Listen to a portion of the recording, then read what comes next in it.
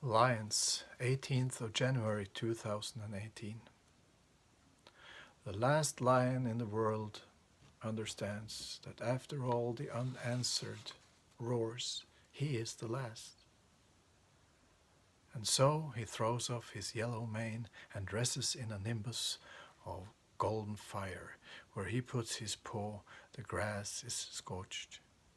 He roars no in all the world's languages, and he goes from city to city scaring people, though he is no danger at all. Anyone who sees another animal die out will never again get to unwrinkle their own face during a good night's sleep. You sharp people, don't jack up felled trees, don't fill empty lakes, don't comfort skinned foxes. Should I give myself as food to the last lion in the world, so I can avoid seeing a tomorrow where the human is king of the predators, a desolate sovereignty, scarier than the world of the dead? World's last lion, we are sorry we can't give you eternal life, but we can make you into one of our lesser gods, the keeper of our cut forests and drained wetlands. You think it's embarrassing. You have heard us speak so pompously to gods that no gods dare answer us. A lion gets tired of hearing squeaky lion poems, cold offerings that would barely satisfy a house cat. The lion's altar is just a wobbly kitchen stool, a moth-eaten lion embroidered on its top, another stupid lion book written by some dolt in the Ministry of Culture. But we know of no other way.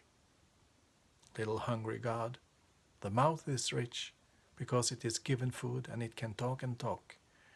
And the ass is poor because everyone is sitting on it, nobody is listening to it. And humanity is the intestine that runs between them, saying, I take what I can get, nothing leaves me untouched, here at the bottom of this glistening river of chewed food, quenching a pair of yellow eyes. Big, strong tongue muscle, find yourself a new mouth to brag in. Little hungry climber, find yourself new worlds to wreck. The same old complaints, why did you let my kids live? You cooked porridge for us in jail, only to give us strength to work in the sad factories. Weak sunlight, shallow soil gave us pale green cabbage and thick-skinned turnips, lots of shit and little spark in coffin-tight tenements, leering outhouses, each harassed body dreamt of coffee, sugar, cocoa, medicines of the deep forests, white man's speed. The first William Blake, whose name no one knows, sang out that there will be fewer lions in the world when the number of people grows, when the trees are hiding in the bushes and the furnaces are opening wider. The other William Blake, who was called Blake but not William, also sang, fasten the leaves back on the trees of knowledge, hang the fruits back up like Christmas baubles offering comfort in the winter dark. And the third William Blake, who never took his mask off and roared like a lion will, we fought like lions so we could get to be called people. Lionheart became a nickname for hard kings, and wrote that William Blake, who called himself William but not Blake, none of us had yet seen a lion. And so we dared to call ourselves lions and avoid in this way real lions.